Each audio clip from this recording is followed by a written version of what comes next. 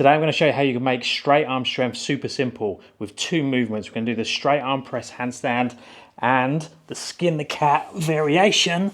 Now both of these movements can be progressed from easier variations all the way through harder variations, but just using these two skills alone can create a complete straight arm strength workout or progression tree. So if we look at both movement, we're going from this position, so from a handstand position through to the L-sit position, so 180 degrees of shoulder flexion or extension, and then exactly the same on the skin the cat variation. But notice it's not this actual movement that I'm doing here, because when I stand here and do it, this is called open chain. So I can move my arm up and down, but my torso is staying still.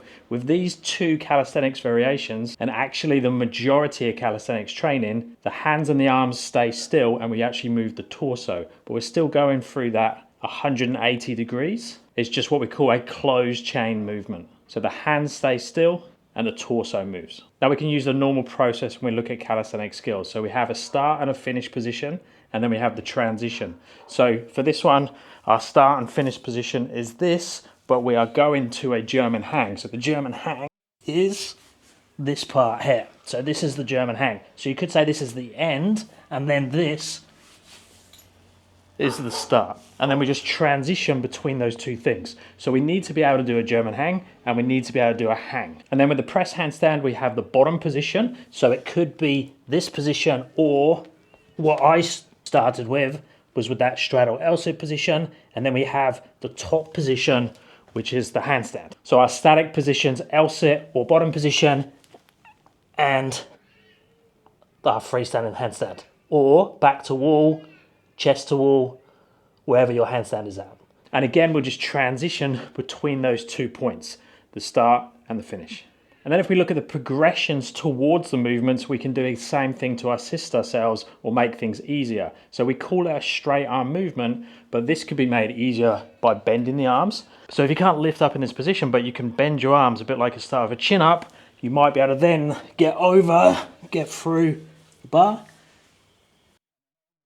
And then on the way back out, you make it harder by keeping the arms straight, because we're stronger on the way down. We're stronger on the negative or the eccentric.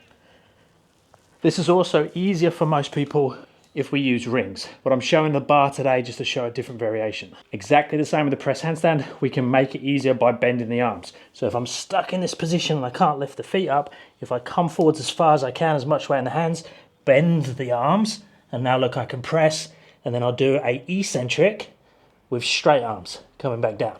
So very similar to the skin the cat in terms of how we can make things easier or harder. I can also make this one easier by using momentum. So using a little bit of a swing to get myself up. So in this position, it's going to be really highlighted on this bar because it moves around a little bit. But if I swing and now I throw the legs up, I could even grab hold of the bar there with my foot, pull myself over. And then when I come back up, watch this, I quickly bring my knees to my chest and I'm using momentum again to come back through. So momentum on both sides can be used. Exactly the same with the press handstand variations. I can use a little bit of a seesaw, bring the head and shoulders down and the hips up quite fast. So I could start in the L-sit position like this and go fast, which can help me get through. When I'm going faster, I do find that my feet clip a little bit. And if you find the same, especially if you're going to use the bent arms, you might find it easier to raise the hands up. Or if we're still working on the standing press, we could use momentum there. So I could use a bit of a jump to get me up and then do the slow eccentric back down. But we do need to be careful when we're using momentum on either of those skills or in any calisthenics exercise, because we're creating gaps, areas through the pathway where we're not getting much time under tension. So that's where the slow eccentrics are really good. So we pass through that part of the pathway again as slow as possible so we get stronger there. If we always jump through that pathway or swing, we're never going to fill that gap with the strength that we're going to need to do it strict. We could also make it easier by using partial range. Now partial range means that we're limiting the range of motion on one side or both sides. So here I could start on a step, and then I'm either starting the movement with bent arms or straight arms, but I'm not all the way down like I would be here. I'm making it slightly easier.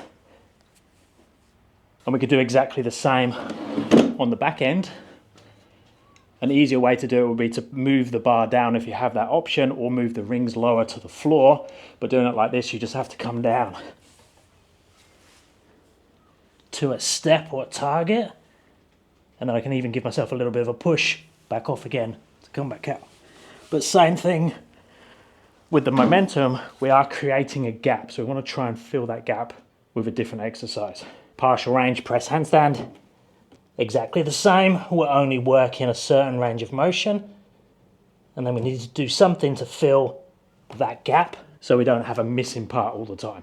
So if you was programming this, you could split each of those apart into different movements depending on the level you're at. If you have them, so if you can already do a press handstand and you can already do a skin the cat, you can just rep them out, superset them for sets and repetitions,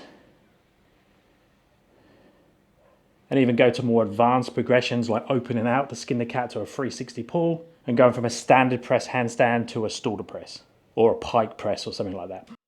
But if you don't have the skills yet, break them apart into certain movements. So you might have 3 or 4 movements for the skin the cat, those static positions, and then something for the transition.